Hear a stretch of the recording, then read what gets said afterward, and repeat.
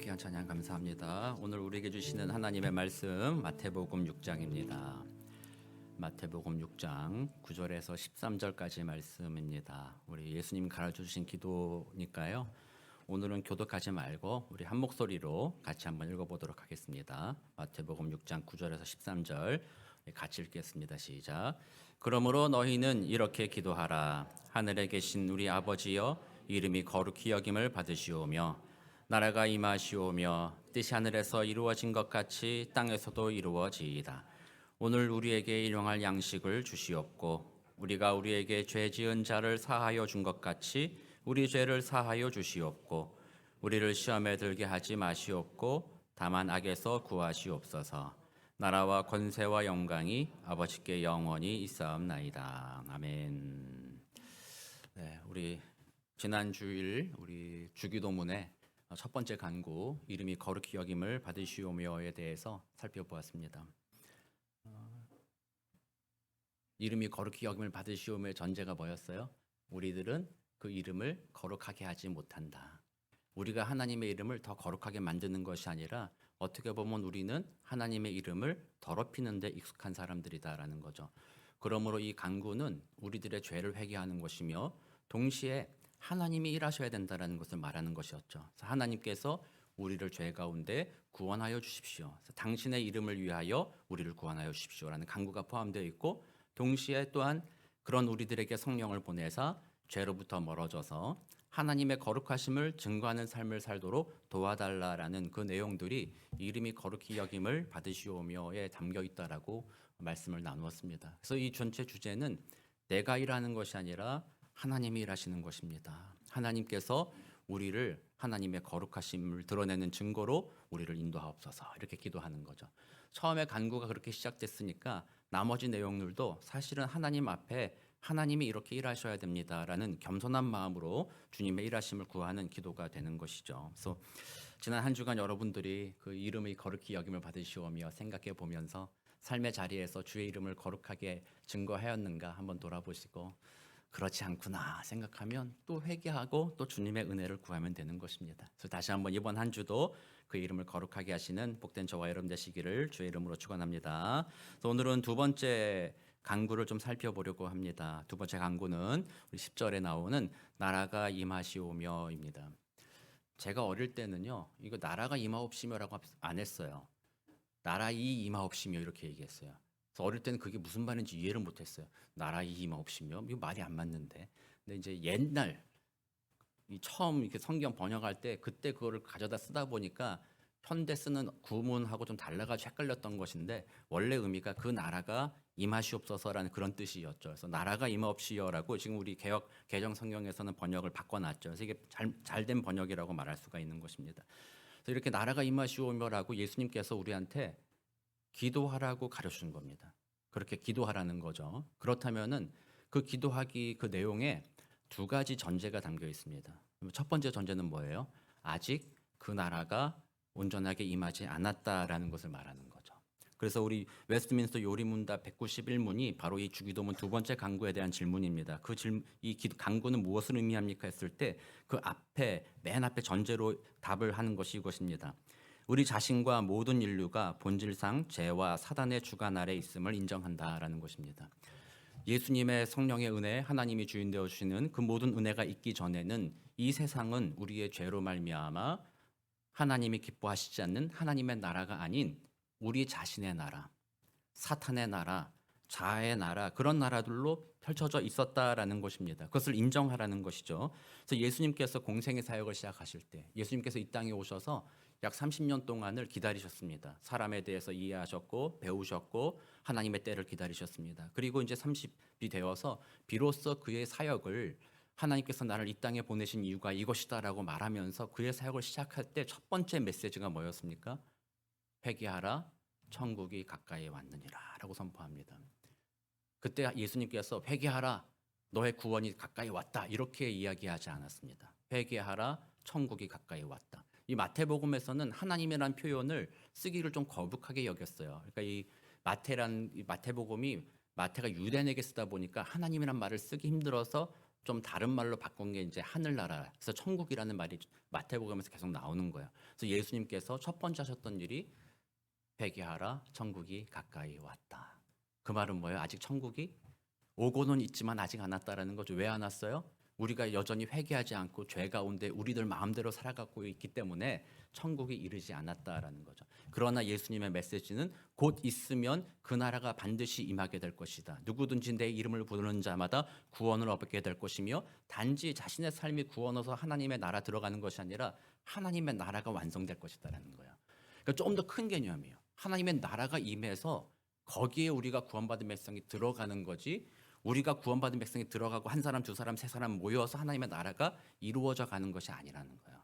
그래서 우리는 그 하나님의 나라가 임재하는 곳에 우리가 부르심을 받았으므로 감사하는 거예요. 그래서 복음의 내용을 단편적으로 나의 개인적인 구원으로서만 이해하는 것은 복음의 큰 내용, 주님이 하신 일들을 약간 축소하는 것이다라고 보는 거예요. 그래서 예수님이 하신 모든 일들은 바로 하나님의 나라가 오게 하는 그 일들을 감당하셨다라는 거죠. 그래서 그 당시 그 사람들도 아직까지 그들의 죄를 깨닫지 못했죠. 바리새인들이라든지 많은 종교인들도 하나님을 안다고도 하지만 하나님 앞에 온전히 충성하지 못했고, 그들의 율법을 지키며 의롭게 살아가려고 하는 그 모든 노력들은 자기를 드러내고자 하는, 결국에는 종교적인 행위를 통해서 자기의 의를 쌓고자 하는 거예요. 세상 사람들처럼, 세상 사람은 어떻게 해요? 공부 열심히 해서 높은 자리에 올라간다거나 돈을 많이 벌음으로써 자신을 과시하듯이, 그 당시 사람들은 종교적인 행위를 내가 열심히 함으로써 다른 사람보다 내가 좀 더 종교적이고 좀 더 의롭다 하는 자기 칭찬을 받으려고 하는 그런 모습으로 종교 생활했다라는 거예요. 그러므로 그들이 자신의 마음이 하나님이 나의 주인이라는 것이 아니라 자신이 주인되어 있는 세상이었던 거죠. 그러므로 아직 하나님의 나라가 임하지 않았다. 회개하라, 이렇게 이야기한 것입니다. 그렇게 본다면 오늘날도 어때요? 우리들의 마음은 어떻습니까? 우리들의 마음도 예수님을 구주로 고백하는 백성이라고 하지만 여전히 내 마음의 주인이 누구입니까? 하나님입니까? 아니면 나 자신입니까? 여러분들이 삶의 선택을 내리는 모든 순간 하나님의 뜻을 고려합니까? 아니면 여러분들의 개인적인 상황과 환경과 여러분들이 옳다고 여기는 그것을 고려하면서 결정하고 있습니까? 자기의 왕국을 세우는 사람들은 하나님의 뜻이나 하나님의 계획에 묻지 않습니다. 관심이 없습니다. 내가 어떻게 하면 좀 더 평안할까? 어떻게 하면 내가 더 좋을까? 거기에도 관심 있게 살아가는 것이죠. 그런 나라가 바로 하나님의 나라가 아직 오지 않은 것이다라고 말하는 거예요. 오늘날의 세상은 최선의 사회는 될 수는 있지만 완전한 사회는 아니라고 말할 수 있습니다. 최선의 사회라고 말하는 거는요, 우리 인류의 역사를 한번 살펴보면 과거의 사람들보다 지금 사람들이 좀 더 잘 살긴 합니다. 그렇잖아요? 수명도 길어졌고 먹는 것도 마음껏 먹을 수 있고, 옛날 같았으면 우리가 한우 소고기를 마음껏 먹을 수 있었어요? 없었어요? 1년에 한두 번 어쩌다가 한번 먹고 뭐 그랬었는데, 오늘날에는 뭐 마음만 먹으면 언제든지 고기 먹을 수 있고 내가 즐길 수 있고 뭐 편안하게 다닐 수 있잖아요. 오늘날은 그래서 정치 체제나 경제 체제도 보면 예전에 비해서 많이 좋아진 거죠. 예전에는 정말 불평등했잖아요. 그러나 지금은 그래도 평등한 사회를 이루었잖아요. 민주적인 사회라고 생각하고. 그래서 보면 지금의 이 세대는 최선이다라고 말할 수는 있어요. 제가 옛날에 한번 TV에 좋아하던 예능 프로그램이 하나 있었어요. 이 제목이 시간탐험대라는 거예요. 시간탐험대. 보신 적 있는지 모르겠어요. 이 개그맨들하고 여러 사람을 모아다가 조선시대처럼 살아봐라라는 거예요. 핸드폰이고 뭐 다 뺏는 거예요. 진짜 조선 사람처럼 조선 사람 옷을 입고 신발도 집신 꽈서 신게 하고, 물도 안 나오니까 물도 오고 막 이런 거 시키는 거였거든요. 근데 그 사람들이 정말 너무 힘들어 하더라고요. 집에 물이 없으니까 물 떠오라니까, 지금 같은 물 떠오면 뭐 물통 플라스틱통 매가지고 그냥 오면 되잖아요. 항아리를 메고 가야 돼. 항아리를 메고 가가지고 냇가에서 항아리에 넣어놓고 바가지로 물 퍼 담아서 들고 오다가 절반 다 쏟아. 마지막까지 와서는 힘들어가지고 하다가 항아리가 깨지는 바람에 물이 다 쏟아져. 그런 프로그램 했었던 거예요. 옛날 사람이 어떻게 살았나 고증을 맞춰가지고 그렇게 살아가는. 그걸 보니까 그 사람들이 야, 옛날 그 조선 사람은 어떻게 살았냐, 이렇게 정말 힘들었구나를 깨닫는 건데, 뭐 그런 걸 보더라도 오늘날 우리들의 사회는 많이 편리해진 것은 사실이죠. 인류가 많이 발전했고 건강도 마찬가지고, 예전에는 뭐 가벼운 질병으로도 사람들이 목숨을 잃었지만 지금은 뭐 그래도 웬만한 질병들은 우리가 다 통제할 수 있고 약을 먹으면 나을 수도 있잖아요. 그래서 지금은 최선의 사회다라고 말할 수는 있어요. 인류가 발견한 최선의 사회다. 그러나 또 한편으로는 그 반대편으로 생각해 보면 최선이라고 해서 그렇다면 완전하냐? 그렇지는 않다라는 거죠. 여전히 이 세상에는 악한 일들이 많이 일어나게 되는 거죠. 우리 과학주의자들이나 합리주의자들이 과학이 발전하고 세상이 발전하면 모든 인류가 평안하게 될 것이다라고 생각했지만 그렇지 않잖아요. 지금 드론을 개발해 가지고 드론을 좋은 일에 쓰면 좋겠지만 우크라이나하고 또 러시아의 전쟁에서 그 드론을 가지고 사람 죽이는 일들 쓰잖아요. 가끔 뭐 영상 뉴스에 나오는 거 보면 끔찍하더라고요. 드론이 확 날라오니까 러시아 군인들이 막 혼비백산하여 도망가는 거예요. 드론이 그걸 쫓아가요. 사람이 쫓아가는 게 아니라. 그런 식으로 사용하면서 이 세상은 여전히 사람들의 마음이 죄로 물들어 있기 때문에 인류가 많이 좋은 것을 개발해 왔다 할지라도 여전히 죄 가운데 빠져 있다. 여전히 그 마음의 욕심 가운데 그 모든 것을 휘두르려고 한다. 그런 세상이라는 거예요. 그래서 우리는 이 세상이 완전하지 않다.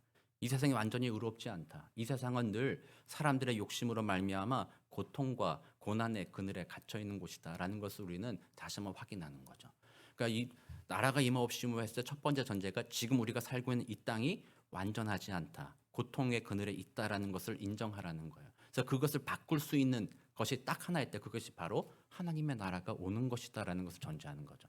두 번째 전제는 뭐예요? 이 땅이 악하다라는 것과 함께 두 번째 전제는 하나님의 나라는 좋은 곳이다라는 전제죠. 하나님의 나라는 우리 모두에게 위로가 되고 은혜가 되고 좋은 곳이라는 것을 알아야지만 하나님의 나라가 임하라고 우리는 말할 수가 있는 것 아니겠습니까? 우리 옛날에 냉전 시절에 우리나라 6.25 전쟁이 있던 시절에 저 북한 공산당이 뭐 그런 얘기 하지 않았습니까?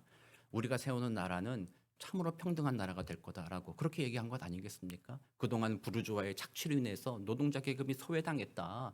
우리가 일 다 하는데 우리가 정당한 대가를 못 받았고 그 안에서 빈부의 격차가 생겨나고 차별이 생겨난다. 그거 우리는 바꾸고자 한다. 우리는 모두가 평등한 세상, 모두가 평화롭고 모두가 잘 먹고 잘 사는 그런 세상 만들어 보겠다라고 북한 노동당, 북한 공산 정권이 그런 거 주장하면서 나를 만든 것 아닙니까? 처음에 지식인들이 거기에 혹한 사람들 많이 있었습니다. 예전에. 그래서 그런 사람들이 거기 동조해서 북한 편을 들고 남한을 쳐들어오면서 이렇게 전쟁을 일으키기도 하지 않았습니까? 그런데 실상은 어떻게 됐어요? 그것을 꿈꾸었던 지식인들이 나중에는 북한에서 다 처형당합니다. 숙청당합니다. 그리고 그 나라는 그들이 꿈꾸었던 나라가 되지 않았습니다. 그 나라는 지금 전 세계에서 가장 가난한 나라 중에 하나가 되었고 가장 억압받는 나라가 되었고 평등이란 말은 다 같이 잘 사는 평등이어야 되는데 하얀 평준화 대부분의 사람들은 못 살고 굶주리는 그런 나라가 되었잖아요.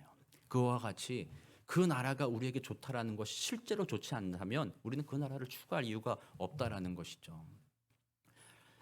허클베리 핀의 모험이라는 책이 있습니다. 우리 누가 썼을까요?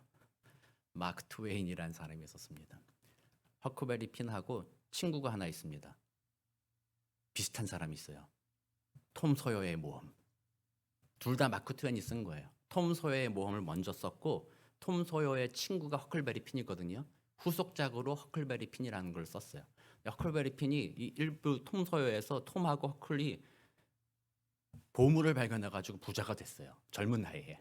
그래서 뒤에 허클베리 핀에는 이 아이가 부자가 되니까 그 아버지가 그 돈을 뺏으려고 그러고 사람들이 막 뺏으려고 하다 보니까 이 아이를 돌봐야 될 사람이 필요하다 해서 더글라스라는 그 여자가 있어요. 그분의 양자로 들어가서 이제 일이 시작되는 것이 허클베리 핀의 내용인데 그 더글라스라는 그 양 어머니하고 허클베리 핀이 둘이 대화를 나눈 게 이런 대화를 나눈 적이 있어요.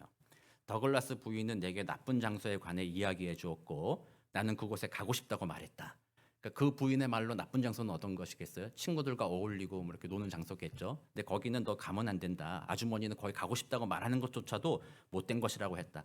그러면서 아주머니가 하는 말이 좋은 곳에 갈 수 있는 삶을 살 것이다. 나는 아주머니는 그곳에서는 소년들이 그저 하루 종일 하프를 켜며 노래를 부르기만 하면 된다고 말했다. 영원히 그렇게 산다고 했다. 허클베리 핀이 답변합니다. 글쎄, 내가 보기엔 아주머니가 가려는 곳이 별로 좋아 보이지 않았다. 그래서 나는 그곳에 가려고 노력하지 않기로 했다라고 이렇게 그 내용이 나와요. 그러니까 다울라스 부인이 생각하는 천국이 있고 나는 거기 갈 거야 생각했는데 허클베리 핀이 봤을 때는 그건 내가 원하는 곳이 아니야. 천국이 아니야. 거기 안 갈 거야 이렇게 생각하는 거죠. 그래서 사람들이 하나님의 나라에 대해서 잘 오해하고 잘 모르면 그것이 얼마나 좋은 것인지, 얼마나 우리에게 위로가 되는 것인지, 하나님의 그 영광이 얼마나 가득한 곳인지, 그 나라가 얼마나 좋은지를 이해하지 못한다면 가고 싶지 않은 거예요. 사랑하는 성도님들, 여러분들은 하나님의 나라에 가고 싶으세요? 아니면 안 가고 싶으세요? 제가 지금 이거 묻는 게 지금 당장 죽고 싶으세요? 이거 묻는 거 아닙니다. 죽고 싶으세요? 아니면 살고 싶으세요? 그걸 묻는 게 아니라 하나님의 나라에 대해서 여러분들이 한번 생각해 보는 것입니다. 그 나라를 여러분들이 진짜 가고 싶다는 그 소망이 여러분들께 있느냐 없느냐를 묻는 것입니다. 그래서 우리는 인간적인 경험으로서 그것을 외면할 수도 있어요. 어떻게 보면 우리들의 삶이 너무 좋으니까 지금 뭐 나 너무 좋아. 난 잘 인생을 즐기고 있어. 고난도 없고 행복해. 그러니까 하나님의 나라 필요 없어. 여기가 주의 나라. 여기가 내 평강의 나라인데 무슨 하나님의 나라가 필요해. 이런 마음으로 하나님의 나라를 소망하지 않을 수도 있습니다만 그리스도인으로서 그런 것은요. 좀 더 눈을 확장해야 돼요. 이 나라에서 나는 평안하지만 지금 전 세계적인 고난을 바라보면서 마음 아파할 수 있는 것이 그리스도인들이라는 거죠. 그러므로 이 나라를 보면서 우리는 여기가 아닙니다. 하나님 나라 바라봅니다. 소망해야 되는 것이고요. 또 그 하나님의 나라를 인간의 눈으로 자꾸 생각하는 거예요. 아까 말했듯이 공산주의가 뭐 우리에게 평강을 준다고 했고 약속했지만 결국 봐라 실패하지 않았냐. 그래서 하나님의 나라도 뭐 별 볼일 없다. 뭐 이렇게 하나님의 나라에 대해서 하나님의 나라가 얼마나 우리에게 필요하고 얼마나 가야 되는 곳인지를 그 가치를 자꾸 끌어내리는 거예요. 거기까지 갈 필요 없어. 거기까지는 안 가도 돼. 이런 방식으로 하나님의 나라에 대한 소망을 우리가 다 잃어버리고 살아간다는 거예요. 그러나 우리 다시 한번 회복해야 된다. 예수님이 간구하는 게 뭐예요? 그의 나라가 임하시오며를 간구하라고 여러분께 기도를 가르쳐 주시는 거잖아요. 그래서 예수 믿는 우리들은요. 어쨌든지 간에 하나님의 나라, 그 나라가 속히 임하거나 내가 그 나라에 가거나 그것을 진짜 갈망해야 되는 거예요. 다른 곳 없어요, 여러분들. 여러분들이 이 땅에서 돈 잘 벌고 건강하게 살고 뭐 하고 이 땅에서 뭐 성공을 누리고 뭐 어쩌고저쩌고 그것은 너무나도 갈망하는 나머지 하나님의 나라는 자꾸 그 뒤에 숨겨져 있어. 저 뒤에 있어. 나중에 좀 가든지 말든지 이 땅에서 요거라도 좀 잘 삽시다. 이런 시각으로서 신앙생활을 하고 있는 것은 아닌지 돌아봐야 된다는 거예요. 그래서 정말 예수 그리스도를 믿는 이들이라면 예수 그리스도가 그의 일생을 통하여 십자가의 공로를 통하여 이루고자 하는 하나님의 나라를 이 땅에 임하게 하겠다라는 그 예수님의 공로를 기억하면서 우리는 그 하나님의 나라를 소망하는 마음을 가져야 한다라는 것이죠. 사랑하는 성도님들, 여러분들의 교회 여기에 하나님의 나라가 임하기를 진짜 원하십니까?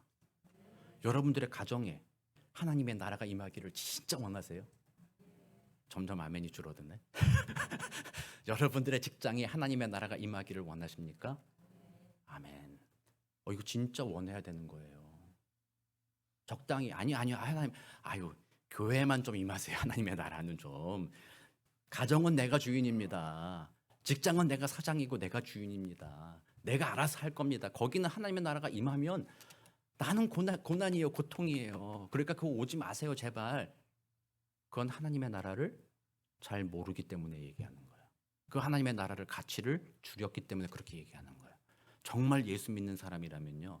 어디든지 하나님의 나라가 임하기를 정말로 소망해야 된다는 거예요. 존 오트버그라는 사람이 이렇게 얘기했어요. 인생 영생이 되다라는 책에서 예수님께서 십자가에서 이루신 것은 단지 우리의 개인적인 구원만이 아니라 하나님의 나라를 오게 하셨다라고 말하면서 이 땅을 살아가는 동안 하나님의 나라를 소망하지 않는 사람이라면 이루어지기를 기뻐하지 않는 사람이라면 정말 마지막 날 죽어서 하나님 나라에 진짜 들어갔을 때는 그때도 기뻐하지 않을 거다라는 거예요. 당연한 것 아닙니까? 여러분들이 이 땅에서도 하나님의 나라를 소망하지도 않아요. 그거 별로 싫어요. 내 삶에 왜 자꾸 하나님 나라 하려고 그래? 싫어. 이랬는데 죽어서 가봤더니 하나님 나라가 왔대. 싫은 거 하라고 그러니까 거기가 천국이에요, 지옥이에요? 지옥이라는 거예요. 지옥. 그 사람한테는 지옥이 될 수 있다라는 거예요. 그러므로 이 말이 뭐예요? 살아있는 동안에도 하나님의 나라를 소망하는 것이 천국을 소망하는 자들의 삶의 태도라는 거예요. 그러니까 여러분들이 삶의 자리 어디든지 하나님의 나라가 임하기를 간구해야 돼요. 소망해야 돼요. 정말 제가 뭐 그냥 간구하라고 그러니까 기도하라는 이런 의미가 아니라 갈망하요. 갈망. 정말 이루어지기 원합니다. 제가 예전에 한번 얘기했는데 제가 아동부 사역할 때 4살인가 5살짜리 딸아이가 자기 엄마한테 찾아가서 그랬다잖아요. 엄마, 나 지금 죽고 싶어. 왜? 나 나 천국 가고 싶거든. 애가 그랬다는 거예요, 부모님한테. 그 아이는 천국에 대한 갈망이 있는 거예요. 잘 모르니까 그냥 거기가 너무나도 좋으니까 그냥 가고 싶은 거예요. 그럼 죽어야만 간다고만 생각했던 거야, 그 아이는. 그 엄마가 답변을 못 하겠어. 왜 죽어? 엄마랑 더 있다 가자. 엄마도 그걸 잘 이해 못 하니까 설명을 못 하는 거야. 애가 죽겠다는데 죽지 말라고 얘기했는데 죽지 말아야 되는데 하나님의 나라는 좋은 건데 어떡하지? 그러다 보니까 할 수 있는 얘기가 엄마랑 좀 더 있다 가자. 그 정도 얘기하는 거죠. 그러나 하나님의 나라라는 거는요. 정말 갈망하는 거예요. 그리고 예수님이 말씀하시기를 이 기도문을 가르쳐 주신 이유는 죽어서 가는 그 나라만 갈망할 것이 아니라 이미 예수로 말미암아 하나님의 나라가 우리 안에 임할 수 있다는 것을 얘기해 주는 거예요. 그러니까 오늘 여기서 그 나라를 갈망하라는 그 이야기를 하고 있는 것입니다. 그래서 오늘 여러분들이 그거 갈망하지 않으면 천국 가서도 기쁨을 못 누려요. 여기서 우리가 끊임없이 갈망하잖아요. 내 삶에서 하나님의 나라 이루어지기 원합니다. 막 갈망하고 그랬는데도 이 삶은 가장 고통이 있고 어려움이 있기 때문에 잘 경험하지 못해요. 때때로는 경험하겠죠. 교회에 모여 예배하고 성도가 교제할 때 그 마음에 기쁨이 있고 평안이 있고 때로는 모든 고난과 아픔들을 교회에 모여서 성도들과 함께 예배하며 기도할 때 치유받는 그 은혜를 누렸을 때 여기가 하늘나라구나. 정말 너무 좋다. 이럴 때가 있지만 또 좀만 지나면 교회 안에서 서로 성도들 사이에 다툼이 있고 서로 불만족이 있고 아픔이 있다면 여기는 하늘나라가 아니구나. 다른 곳에 하늘나라가 있나 보다. 뭐 이렇게 마음을 먹고 지내기도 하는 거죠. 그래서 하나님 나라를 갈망하지 않는다면 하나님의 나라에 가서도 우리는 실망할 수밖에 없다라는 것입니다. 그래서 하나님 나라가 임한다 이거를 이렇게 얘기하기 좀 우리가 헷갈릴 수 있는데 좀 더 피부에 와닿게 설명하면요. 하나님의 영향력이 내 삶에 미친다라는 거예요. 하나님의 말씀이 내 삶에 영향을 미친다. 이렇게 의미할 수 있는 거예요. 그래서 교회에서뿐만 아니라 교회에서 뭐 담임 목사든지 누구의 목소리, 누구의 생각이 그 교회를 다스린다라는 것이 아니라 하나님의 뜻이 교회를 다스린다. 이게 하나님의 나라를 갈망하는 사람이죠. 가정에서도 마찬가지고 모든 것에서 그럴 수 있다라는 것이죠. 그래서 우리는 그 하나님의 나라를 소망하기 원합니다. 우리 한국은 지금이 뭐예요? 추석 연휴 시작됐잖아요. 화요일이 추석입니다. 추석에 한국 사람들끼리 서로 인사하는 게 뭐예요? 더도 말고 덜도 말고 늘 한가위만 같아라. 이렇게 서로 덕담을 주잖아요. 그건 옛날에 우리가 먹을 것 없던 시절에 한가위가 되면 함께 가족들이 모이기도 하고 추수한 것들을 가지고 풍요롭게 서로 나눠 먹기도 하고 그때는 가족들끼리만 먹는 것도 아니에요. 주변에 사람들 있으면 나눠 먹기도 하고 같이 이렇게 지냈잖아요. 그러니까 얼마나 행복해요. 서로 위로하고 두려움 없고 걱정 없고 서로 필요한 건 나눠주고 함께 행복하니까 더도 말고 덜도 말고 늘 한가위만 같아라. 그걸 소망하잖아요. 하나님의 나라는 그것보다 더 크다는 거죠. 하나님의 나라는 그것보다 더 위대하며 더 평강이 있으며 더 우리에게 행복을 가져다 주는 것이 바로 하나님의 나라다라고 말하는 거예요. 그래서 여러분들 정말 이 나라가 임하옵시며라는 기도를 드릴 때 여러분들의 신앙을 점검해 봅니다. 내가 진짜 그 나라 소망하고 있는가? 이 땅에서 그 나라를 맛보기를 소망하고 있는가? 그것을 우리가 예수 그리스도가 소망하지 않고 있다면 주님 앞에 다시 기도합니다. 하나님 도와주십시오. 그 나라 소망하게 해주십시오. 그 마음으로 이 땅을 살아갑니다. 그런 자들이 진짜 천국을 맛보게 될 것입니다. 그래서 오늘 이제 그 의미를 이렇게 소망하자 이거 제가 말씀드렸고요. 그럼 그 왜 소망해야 되는지 그 의미, 구체적인 의미를 몇 가지만 좀 하이델베르크를 통해서 살펴보고 말씀을 좀 정리하겠는데요. 우리 하이델베르크 요리문답 123문 우리 보시면 있습니다. 질문이 이겁니다. 둘째 강구, 즉 나라가 임하옵시며라는 뜻이 무엇입니까? 라는 질문에 대한 답변이 네 가지로 나옵니다. 주님의 말씀과 성령으로 우리를 통치하시사 우리가 점점 더 주님께 순종하게 하옵소서. 첫 번째, 두 번째, 주님의 교회를 보존하시고 부흥케 하옵시며 세 번째, 마귀의 일들과 주님께 대항하여 스스로 높이는 모든 세력들 그리고 주님의 거룩한 말씀에 반대하는 모든 악한 운동들을 멸하여 주옵소서. 마지막 네 번째는 주님의 나라가 온전히 이루어져서 주께서 만유의 주가 되실 때까지 그리하옵소서라고 이렇게 되어 있습니다. 이게 답변입니다. 네 가지 한번 간단하게만 살펴보고 마치면요. 첫 번째는 우리가 점점 더 주님께 순종하게 하옵소서라는 말이라는 거예요. 나라가 임하옵시며라고 우리가 기도문을 드릴 때에는 그 의미는 내가 점점 더 주님 앞에 순종하게 하옵소서를 포함하고 있다라는 거죠. 여러분들께 또다시 묻습니다. 여러분들은 신앙생활하면서 점점 더 주님께 순종하겠습니다. 순종하기를 원합니다. 그런 마음이 있으신가요? 없으신가요? 정말 있어요? 속으면 안 됩니다. 속으면 안 됩니다. 우리는 자기도 속이면 안 돼요. 이 시간에는요. 여러분들이 옆에 있는 사람한테 잘 보이려고 있습니다. 그럴 필요가 없어요. 지금은 여러분들 마음을 진짜 들여다보는 시간이 돼야 돼요. 성령께서 내 마음을 터치해달라고 생각해야 돼요. 사람들은요, 자기가 바라는 것을 마치 자기인 것인 양 얘기하는 경향이 있어요. 사탄이 그런 식으로 얘기해요. 그런 식으로 우리 속인단 말이에요. 정직하게 나를 고백하고 여러분들 마음을 들여다보는 거예요.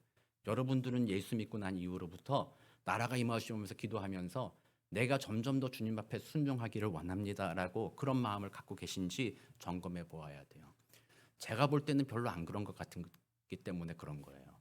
저도 마찬가지고요. 저에 대해서도 이 말씀을 준비하면서 저에 대해서도 회개하고 야, 정말 이게 인간이 그렇구나. 그걸 깨닫게 돼요. 성령이 아니면 안 되는구나. 점점 더 순종한다는 것은 결국 어디까지 순종해 가라는 걸 말하는 거예요. 어디까지? 주일날 오전 11시 예배 나오는 순간까지 순종하겠습니다.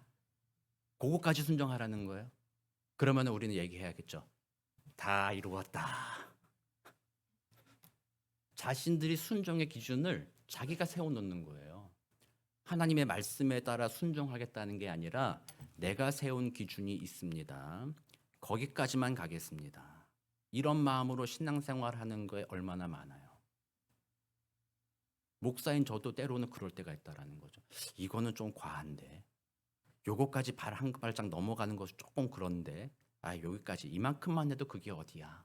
이런 마음으로 그런 신앙생활을 한다라는 거예요. 그게 사람마다 천차만별이에요. 어떤 사람들은 주일 오전 11시 예배 나오는 것만으로도 나는 하나님께 모든 걸 다 했어. 순종 다 했어. 그러니까 이 시간 딱 지켰으니까 다 이루었다. 더도 말고 덜도 말고 죽기 전까지 주일 오전 11시에 예배만 드리자. 이런 식으로 생각하는 거죠. 그게 점점 더 순종해 가겠다라는 마음의 고백의 결과물은 아닐 것이잖아요. 그것뿐만 아니라 제가 교회 생활만 얘기하는 것이 아닙니다. 점점 더 여러분들 그러면 좀 더 순종해 보자. 그러면은 금요 찬양 예배도 나와봐야지. 그러면 나 새벽 예배도 좀 나와봐야지. 뭐 그런 종교적인 것들만 의미하는 것이 아닙니다. 성경에서 말하는 순종의 저 끝판왕은 뭐예요? 점점 자라 순종의 끝판왕 마지막 예수님 아니세요? 십자가에서 다른 사람을 위해서 자기를 죽이는 거예요. 거기까지 가겠다라는 것이 바로 점점 더 순종해 가겠다라는 의미인 것입니다. 우리 토렌 선한 목적의 성도님들의 마음에 다시 한번 정직하게 여러분들의 마음을 돌아보셔야 됩니다. 내가 진짜 순종하고자 하는 마음, 점점 더 순종하고자 하는 마음이 있나? 너무 찌르는 말인가 싶기도 한데 그래도 하나님의 말씀이에요. 여러분들 생각해 봐야 돼요. 근데 어떤 분들은 그래요. 나는 순종할 마음이 있습니다 라고 생각을 하는 분들이 있다고 생각할 수 있죠. 있다고 해봐도 그분이 순종하지 않아요. 왜 안 하는 줄 알아요? 말씀을 모르니까. 말씀을 읽고 하나님이 뭐 하라는지 관심이 없으니까. 성경 말씀 하나님께서 너희들에게 이것이 복된 삶이다. 이렇게 사는 것이 하나님 나라를 경험하는 삶이다. 그러니 여기에 믿고 순종해봐라. 그러면 하나님의 나라가 너한테 이루어질 거다. 그렇게 말씀해 주셨는데도 말씀에 관심이 없는 거예요. 뭐 성경이야 뭐 목사님이나 읽으면 되는 거지 뭐 장로님이나 지키면 되는 거지 나는 무슨 상관이 있나. 성경 말씀과 상관없이 그냥 세상 사람처럼 내가 헌신할 건 내가 할 수 있는 건 여기까지다라는 것만 정해놓고 있으니까 순종이 거기를 넘어가지 못하고 스스로 교만하여져서 나는 잘하고 있다. 모든 순종하고 있다. 이만하면 됐다. 이런 마음으로 하나님 앞에 예배하러 나올 때 마음을 부둥켜 안고 주님 죄송합니다라는 마음이 아니라 당당한 마음으로 주님 할 것 다 했습니다. 이번 한 주간 내가 예배했잖아요. 주님 이번 한 주간 건강하게 해주시고 내가 기도한 거 당신이 당연히 해줘야 되는 것 아닙니까? 이런 마음으로 예배하게 된다는 거예요. 그렇게 예배하면 하나님 앞에 감사하는 마음이 있어요? 없어요? 전혀 없어요. 뭘 감사해요? 내가 한 건데 당연히 줘야지. 보상 심리만 갖는 거죠. 그러니까 주님 앞에 찬양하고 감사할 것이 아니라 모든 것에 감사하는 마음은 사라지고 오히려 뭐만 생겨요? 불평만 생기는 거예요. 내가 이렇게 했는데 왜 안 해주냐는 거죠. 그런 마음으로 신앙생활하게 된다라는 겁니다. 그래서 하이델베르크 요리문제 답변에서는요. 말씀과 성령이라고 얘기하는 거예요. 말씀과 성령으로 우리를 다스리사 점점 더 순종하게 하옵소서라는 거예요. 그래서 우리 성도님들이 정말로 하나님의 말씀을 알아야 됩니다. 여러분들이 말씀을 사모해야 됩니다. 성경을 읽어야 됩니다. 그리고 이해하지 못하는 것들과 좀 이렇게 도움을 받아야 될 것에 대해서는 책도 읽어봐야 되고 교회를 통해서 도움도 받아야 됩니다. 그럼으로써 하나님의 뜻을 알아가야 됩니다. 그 아는 만큼 순종하는 거예요. 그래서 여러분들이 점점 더 원하고 하나님 나라를 원한다면 성경을 보라는 거죠. 그리고 두 번째, 성령으로 인도한다, 통치한다고 말씀하셨는데 그것은 다른 말로 하면 기도한다라는 거예요. 우리의 힘으로는 안 된다는 거예요. 말씀을 아무리 알아도. 여러분들 그런 분들 많이 보셨지 않아요? 성경을 막 너무 잘 알아. 제가 봐도 막 성경이 막 저보다도 더 무슨 말만 하면은 그거는 마태복음 몇 장 몇 장이든 말이다. 그거는 뭐 구약의 성경에 어디 있는 말이다. 뭐 너무나도 잘하는 사람이 있어요. 근데 삶은 어때요? 내 저렇게 사는 사람이면 내가 예수 안 믿는다. 이런 말이 나올 정도 그런 사람들이 있는 거죠. 그래서 성경을 안다고 해서 그렇게 사라지는 게 아니라는 거예요. 알면 그게 그거구나 해서 은혜가 임하면 겸손해져요. 내가 거기에 도달하지 못하는 거야. 겸손해져야 되는데 하나님께 성령이 없으면 아는 것 가지고 자랑하는 거죠. 이제 성경을 얼마나 아느냐 그거 가지고 자랑하기 시작하는 거예요. 다른 사람 깔보기 시작하는 거죠. 잘못된 거라는 거예요. 성경을 알고 그 다음 성령의 은혜가 임하셔서 내가 하나님의 말씀하신 것에 얼마나 부족한 죄인인가. 그런 나를 얼마나 주님이 사랑하여 주셨는가. 그러므로 내 힘으로는 할 수 없으니 하나님의 나라가 이곳에 임하기 위해선 우리 교회, 우리 가정, 우리 직장에서 진짜 내가 하나님 나라가 이루기를 소망한다면 말씀 읽고 주님께 기도하는 겁니다. 주님께 기도했을 때 성령의 은혜가 나타났었을 때 내가 변화되는 거예요. 여기 보면 주님께 순종하기 없어서 하잖아요. 내가 변화되는 거예요. 여러분들이 하나님 나라를 소망한다 그러면 먼저 하나님이 하시는 일들은 여러분을 먼저 변화시키는 거예요. 여러분들 자꾸 거꾸로 하잖아요. 우리 교회가 행복하려면 누가 바뀌어야 돼요? 이승영 목사가 바뀌어야지. 우리 교회가 문제가 있으면 뭐가 바뀌어야 돼요? 목사부터 바꿔야지. 아니면은 저 사람부터 바꿔야지. 저 사람만 안 나오면 우리 교회 행복해. 뭐 이렇게 자꾸 다른 사람 얘기하기 시작한다라는 거예요. 자기를 생각 안 한다는 거예요. 근데 성경은 분명하게 얘기해요. 말씀과 성령의 인도하심을 받는다면 내가 변화되기 시작한다. 내가 점점 더 순종하기 시작한다. 그러므로 하나님의 나라는 누구부터 시작이 돼요? 나로부터 시작이 되는 거예요. 오해하면 안 됩니다. 여러분, 하나님의 나라가 이승영 목사로부터 시작한다고 생각하면은 여러분들은 분명히 실망할 거예요. 제가 이제 2년 다 돼갑니다만 초창기에는 많이 말했는데 요즘에 말을 안 했어요. 여러분들이 이승영 목사가 좀 괜찮은 목사다. 저 목사 따라가면 되겠다. 혹시라도 그런 마음이 혹시라도 요만큼이라도 있다면 실망할 수 있다. 저 목사의 뒷면을 보게 된다면, 이승영 저의 뒷면을 보게 된다면 여러분들은 분명히 실망할 거다. 그러면서 말할 거다. 하나님의 나라, 저 이승영 목사 조금만 바꿔주면 하나님의 나라가 될 것 같습니다. 근데 바뀌어요, 안 바뀌어요? 안 바뀌어. 그러면 저 목사를 바꾸자.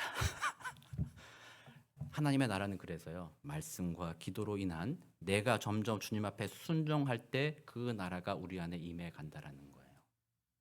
그래서 여러분들이 혹시라도 신앙생활하면서 교회에 대해서 불평하거나 교회에 대해서 어려움이 생긴다거나 신앙에 뭔가 문제가 있어 보인다라고 생각이 든다면 이제는 우리는 다른 말 할 거 없습니다. 먼저 말씀으로 돌아가고 기도로 돌아가고, 그럼으로써 내가 혹시라도 잘못 보고 있는 것은 아닌지, 내가 혹시라도 하나님의 말씀이 아니라 내 뜻대로 생각하고 있는 것은 아닌지, 아니면 내가 순종하지 못하고 있는 것은 아닌지 먼저 자기를 돌아본다라는 거죠. 그랬을 때 정말 나로부터 하나님의 나라가 시작되기 시작한다는 거예요. 여러분들이 한 사람 한 사람이 너무나도 중요한 겁니다. 우리 교회가 하나님 나라 임하게 하는 것은 여러분 한 사람 한 사람 성도님들이 성령 안에서 주님 앞에 점점 더 순종해 가기 시작할 때 교회가 하나님의 나라를 맛본다라는 거예요. 그랬을 때 여러분들의 가정에 하나님의 나라가 맛보아지고 여러분들이 있는 직장에 하나님의 나라가 맛볼 수 있게 된다라는 사실입니다. 그래서 우리 교회는요, 담임 목사나 목회자들에게만 책임이 있는 것이 아니라 우리 모두가 같은 책임을 지는 거예요. 이게 개혁교회의 신앙이에요. 성직자들만 뭐 거룩하고 성직자들만 잘하면 돼. 그거는 개혁하기 전에 카톨릭주의적 것이죠. 개혁교회는요, 모든 성도가 내가 하나님의 나라를 갈망합니다.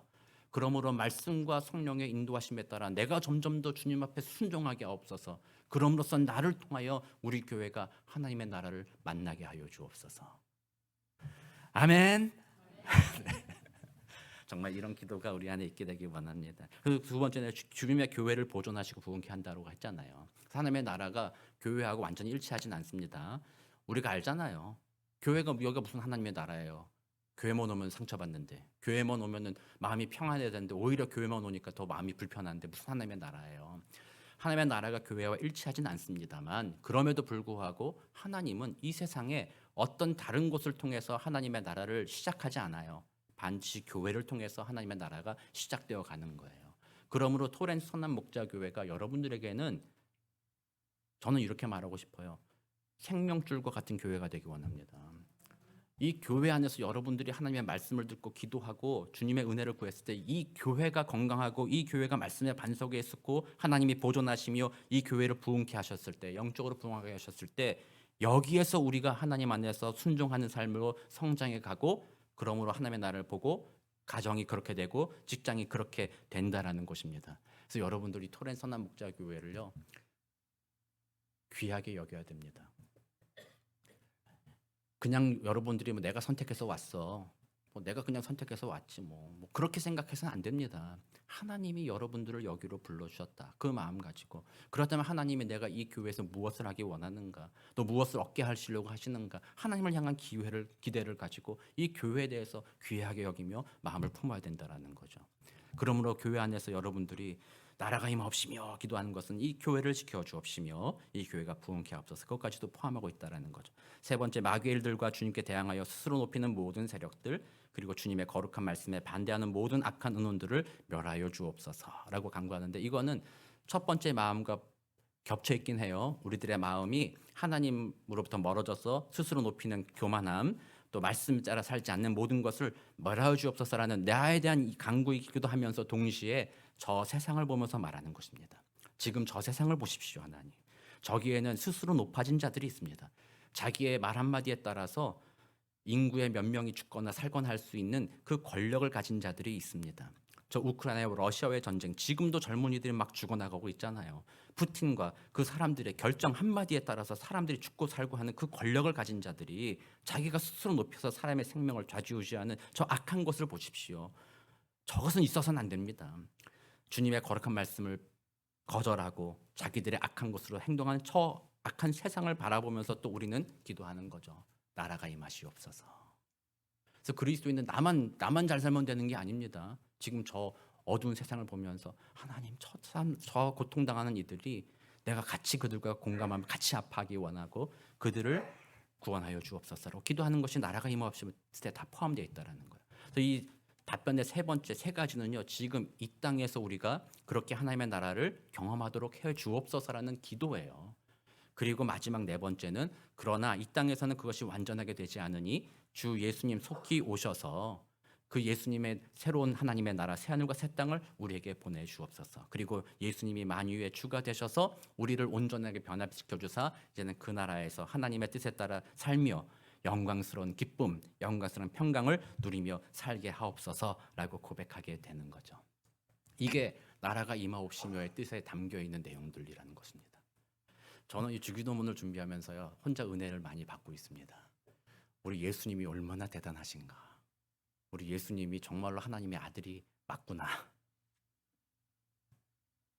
목사님들 만나서 얘기해 보면 목사님들이 가장 힘들어하는 것이 무엇이냐 물어보면요, 말을 줄이는 게 힘들대요. 이것도 설명해야 되고 저것도 설명해야 되고 뭐 하고 막 하다 보면은 길어진다는 거예요. 그걸 줄여서 얘기했는데 그걸 못 하겠다라는 분들이 많이 있죠. 근데 예수님 보세요. 이 많은 내용을 단 한마디로 요약하잖아요. 나라가 임하시오며. 주기도문 짧은 내용이 우리가 지금 몇 주째 제가 설교하고 있는데 이제 겨우 둘째 강구잖아요.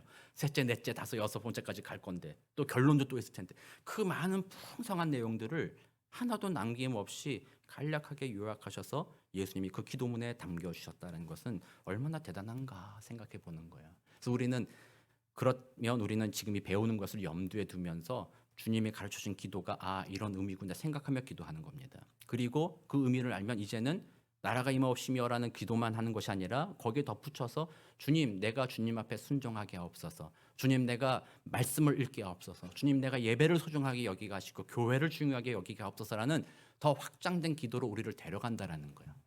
그러니까 많은 분들이 기도하라 그러면 기도할 게 없다고 그러고 기도를 어떻게 될지 모르겠습니다라고 말하는 이유는 이런 것들에 대해서 깊이 생각해 보지 않았기 때문에, 주기도문을 더 깊이 생각해 보면 벌써 제가 이것만 말씀드린 것만 해도 벌써 시간이 막 30분, 40분 지나갈 거예요. 그래서 하나님의 그 뜻을 이해하면 정말 참된 기도의 자리로 나갈 수 있다라는 것이죠. 그래서 우리 말씀을 좀 이렇게 정리를 해보겠습니다. 정리하면 마무리할 텐데요. 하나님이 내가 그렇게 좋은 곳이라면, 이왕이면 여기서도 살면 너무나도 좋잖아요. 그게 얼마나 우리에게 큰 축복이며 행복입니까? 아멘. 우리 교회, 우리 가정, 우리 직장이 하나님의 나라를 경험하는 것은 그리스도인들에게 최고의 행복이고 최고의 목적입니다. 그러므로 오늘도 우리는 주님의 말씀에 귀를 기울이고 성령의 인도하심에 나 자신을 내려놓고 점점 더 주님 앞에 순종하게 되셔서 하나님이 나를 통치하셔서 나를 통하여 내가 있는 곳에 하나님의 나라가 이루어지게 하옵소서. 그런 기도와 그런 하나님의 나라를 풍성하게 누리게 되시는 복된 저와 여러분 되시기를 우리 구주 예수 그리스도 이름으로 축원합니다. 기도하겠습니다. 사랑과 은혜가 많으신 아버지 하나님, 감사합니다. 죄로 말미암아 악한 세상에 살아가며 소망 없이 살아갈 수밖에 없는 우리들이었는데 우리 주 예수 그리스도의 십자가의 공로로 그 영광스러운 하나님의 나라를 꿈꾸게 하시니 감사합니다. 우리는 장차 정말 그 위대한 하나님의 나라에 갈 것이지만 예수님이 약속하여 주셨습니다. 오늘 이 땅에서 살아있는 동안 하나님의 나라를 맛볼 수 있다. 할렐루야. 하나님, 그렇게 살아갈 수 있게 되기를 원합니다. 우리들 이번 한 주간 그 하나님의 나라를 갈망하면서 하나님의 뜻을 기억하고 순종하며 하나님의 나라를 맛보고 경험하는 복된 한 주 살아갈 수 있도록 성령님 인도하여 주옵소서. 감사드리며 살아계신 우리 구주 예수 그리스도의 이름으로 기도드립니다. 아멘.